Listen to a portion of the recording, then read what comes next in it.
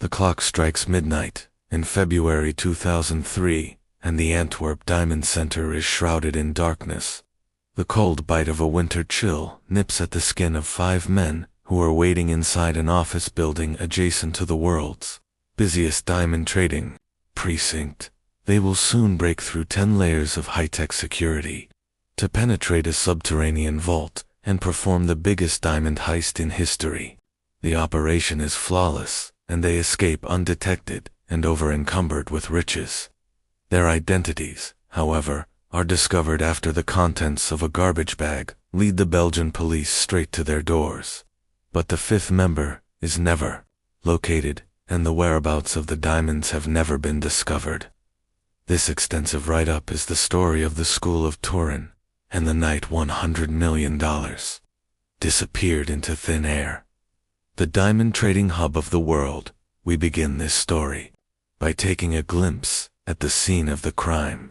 Nestled in the heart of Antwerp, in the Havenierstraat, lies the Diamond Center, the biggest building in the city. Approximately 80% of all rough diamonds in the world pass through this location. All the major diamond mining companies across the globe operate here, as do many smaller traders who facilitate import and export via marketing campaigns, conferences, and the like. It is, by definition, the diamond trading capital of the world, and at its heart lies the vault, where the biggest heist in history was performed. The vault, located 2 floors below the ground level of the Diamond Center, houses a litany of precious items ranging from diamonds and gemstones to cash itself. The cumulative value of the vault's contents is said to be worth billions. Some items are considered priceless. As you would expect, the security is intense. Exterior steel gates prevent access between 7 p.m. and 7 a.m. A camera in the vault antechamber monitors all movement and activity at the main door, which is 3 feet of thick, dense steel. If this doesn't sound impressive enough, then we can also add in a lock with 100 million combinations paired with a physical foot-long key, specifically designed to act as a secondary defense mechanism. The vault is also secured with infrared, heat sensors, seismic monitors, Doppler radar, and magnetic fields, which are all supplemented with a private security force called the Diamond Squad that monitors the entire complex.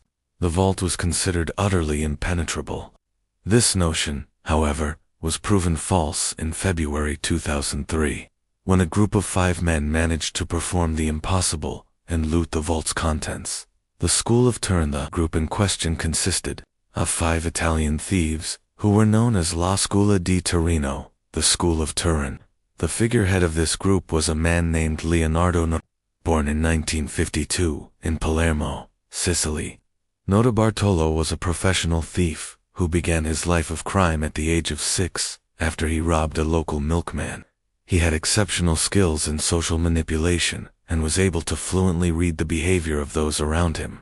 These skills, perhaps, were fundamental in arranging the roster of thieves that looted the Diamond Center in 2003.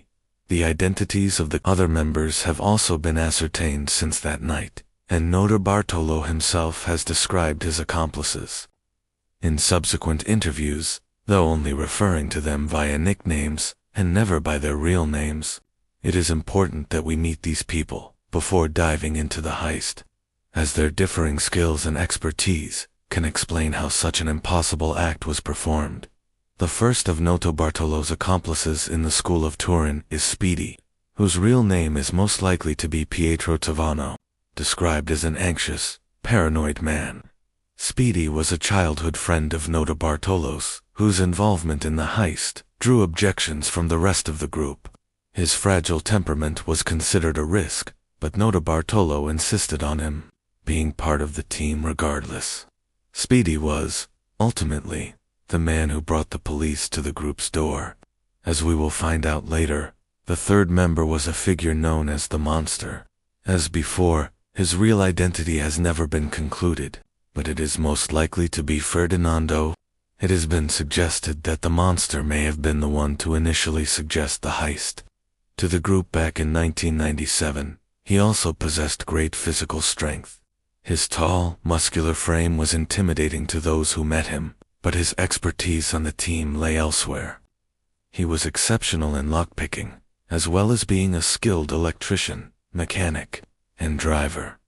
The final two members of the School of Turin were the Genius and the King of Keys.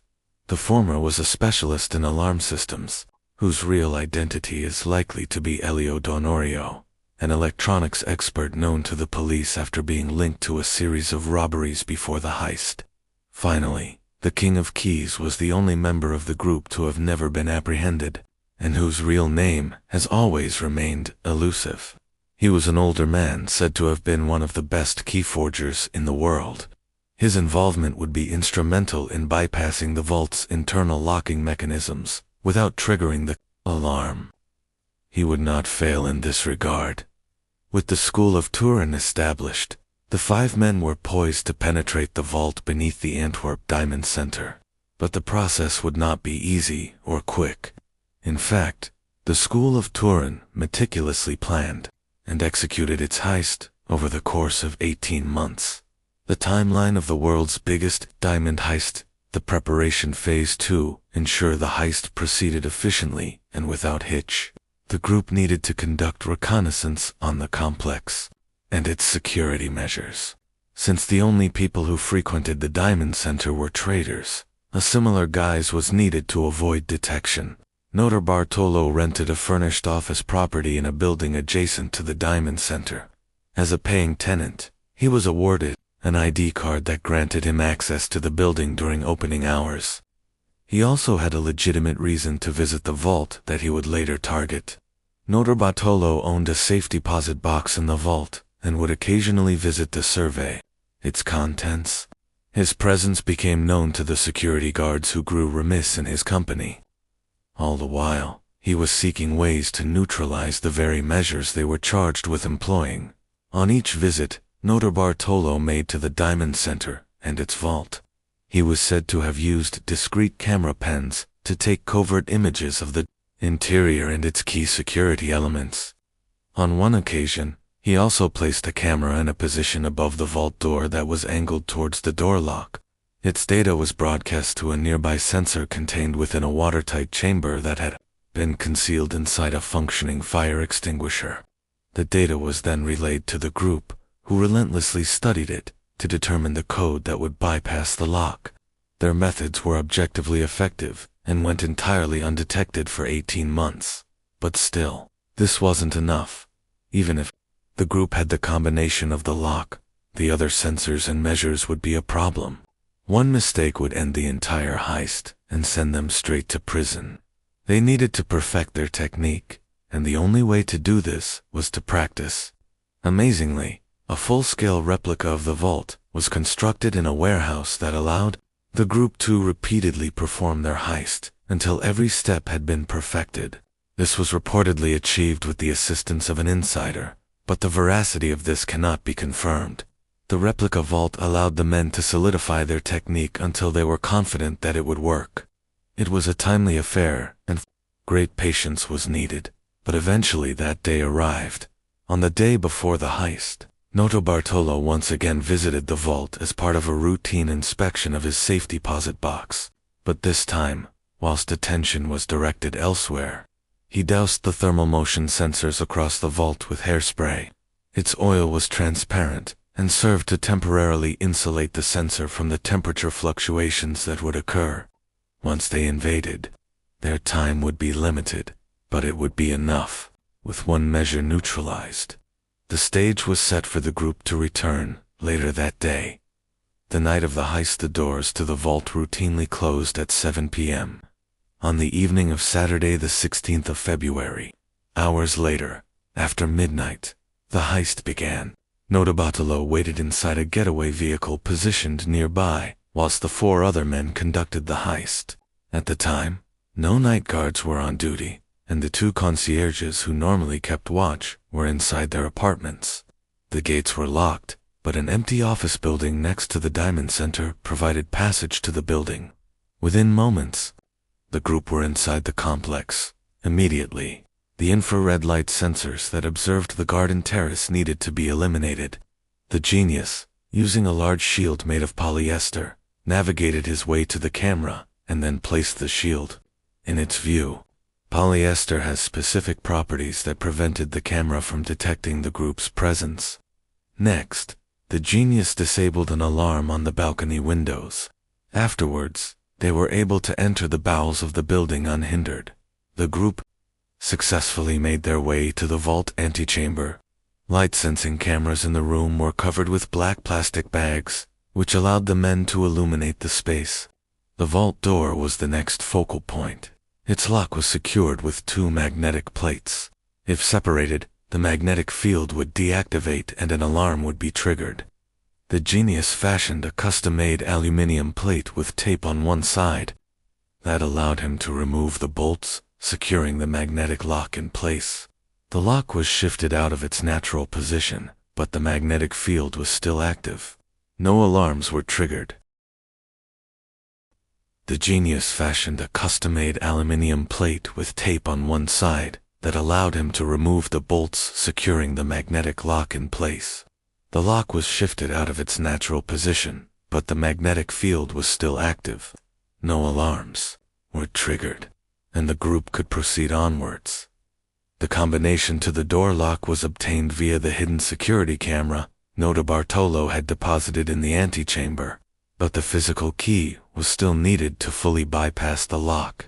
The group noticed that, on the same security footage, guards tended to enter a nearby utility closet before opening the vault door. They theorized that the key was hidden inside this room. They were right.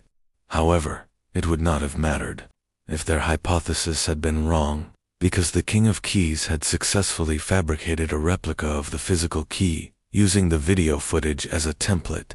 He opted to use the original key, not wanting to alert the authorities to the fact the key could be replicated after all. With the door lock bypassed, the lights in the antechamber were turned off before opening the vault door. Sensors inside would trigger an alarm if they detected any visible light, whilst the King of Keys picked the lock to the internal gate beyond the vault door. The monster went into the center of the room and removed a ceiling panel from above, exposing the security system's intricate wiring. Any electrical current along these wires would trigger an alarm. So he stripped the plastic coating from the wires and shunted the circuit with an additional copper wire. The possibility of the alarm triggering was now mostly removed. Few security measures remained once inside the vault. Heat sensors on the walls were blinded with styrofoam boxes, and the men worked in darkness to place duct tape over the light sensors. But even with the tape in place, the group still worked in darkness and only briefly activated the lights in order to position their drills over the security boxes.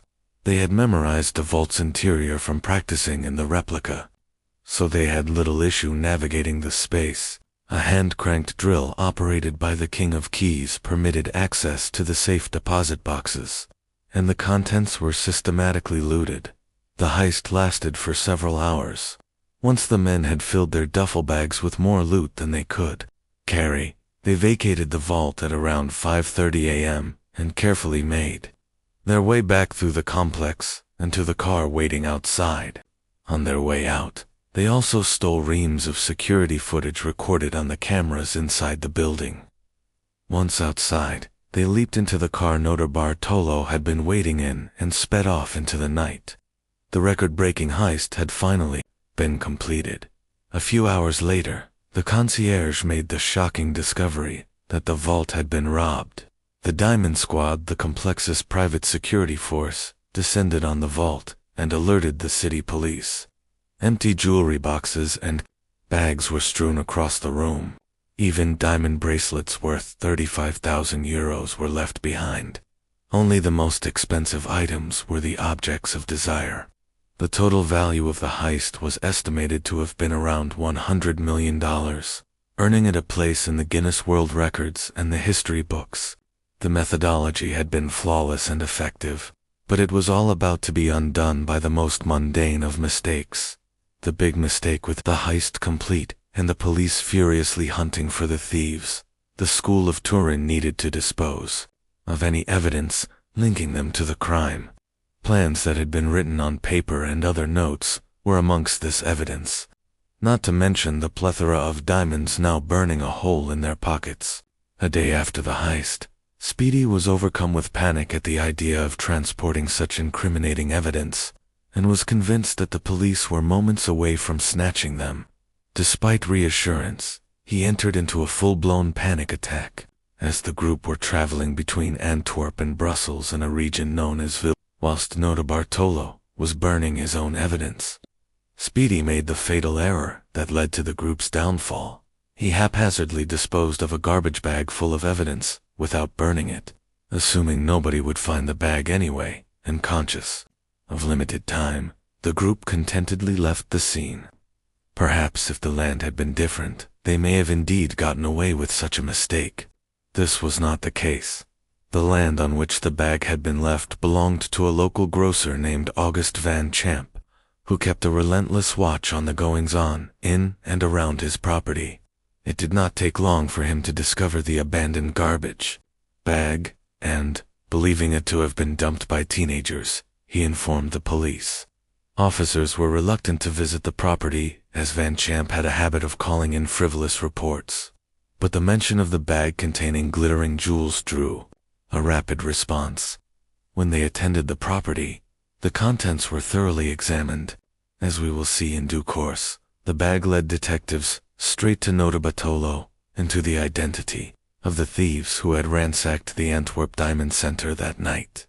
The police investigation upon examination of the garbage bag, detectives found an assortment of items, a wine bottle, empty yogurt containers, half-eaten sandwiches.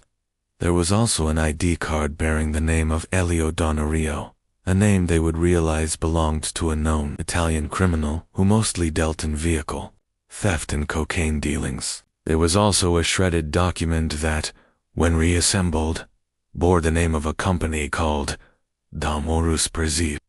The business held office space at the Diamond Center. When detectives visited the location, however, they saw no signs that the business was operational. Its setup had been established to gain access to the building. The owner of that business was none other than Leonardo Notarbartolo. This was not the first time Notarbartolo's name had been noted during the investigation.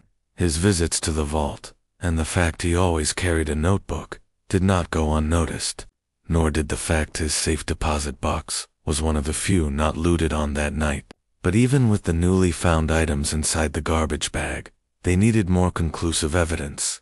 They arrested Notarbartolo and, whilst the interrogation was taking place, formally attended his Antwerp apartment. Inside they found his family. In the process of clearing out the flat, they did not answer any questions, but they didn't need to. Inside, detectives discovered duct tape that would match the fragments used in the heist. They also located a SIM card that could be connected to Pietro Tavano Speedy, whose call records indicated it had been in the vicinity of the Diamond Center on the night of the heist. A receipt matching the items inside the garbage bag was found, and when camera footage from the store was analyzed, they saw Ferdinando Finotto, the monster, purchasing said items.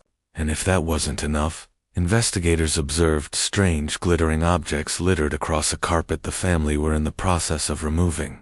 These were found to be the same diamonds that were missing from the vault, and those inside the bag at Vilverde. The evidence against Notarbartolo was, at this point, overwhelming. Despite this, he did not relinquish any information during 8 hours of interrogation. In March 2005, he was the only member of the group to have been arrested and sentenced. In Belgium, sentence length does not vary depending on the value of the stolen goods. All thefts are treated equally, which is typically a sentence of 5 years. Notarbartolo, however, received 10. Elio Donario was later apprehended, but denied involvement in the heist. His fingerprints were discovered on the tape used to cover the sensors inside the vault, and he was subsequently sentenced to 5 years in prison. Ferdinando Finotto had a girlfriend who lived in the French Riviera, the property in which $100 bills were found that were traced back to the vault.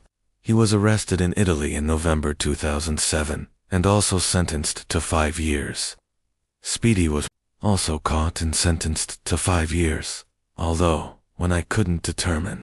The King of Keys was the only member of the school of Turin to never be apprehended, a fact that remains true to this day. Notarbartolo served 4 years of his sentence before being released on parole in 2009.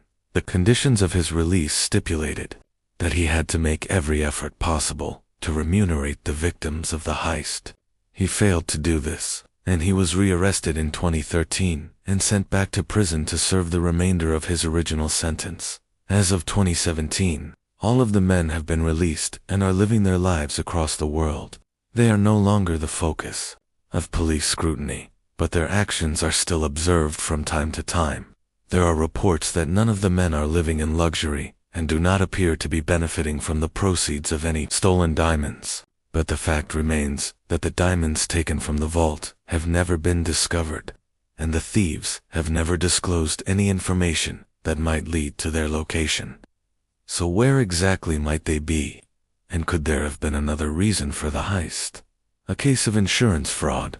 Although Notarbartolo did not disclose any information during his police interrogation, he did sit down for an in-depth interview with a journalist from Wired magazine in 2009. During this interview, which you can access in the links below, he went into extensive detail about the heist and his involvement. But that was not all. Notarbartolo also made claims that the men had been contracted for the heist by a Jewish diamond merchant, who presumably funded the operation. The deal, he claimed, was that the client would take a third of the takings, and the group would divide the remainder amongst themselves. The job, Notarbartolo insisted, had been an attempt to defraud insurance companies into compensating for the theft. He also claimed that the value of the items was closer to $20 million, not the $100 million figure often touted. The veracity of these erroneous claims cannot be determined, but there is one key fact that pours scorn on their accuracy. The vault was not insured at the time of the theft. There may be a possibility that the contents themselves were insured at the owner's discretion, but this is not known. Therefore, we must cautiously consider Notarbartolo's claims about the true nature of the heist. Whatever the intent, the fact remains that the theft was the biggest diamond heist in history. Its execution was patiently planned and flawlessly executed, and the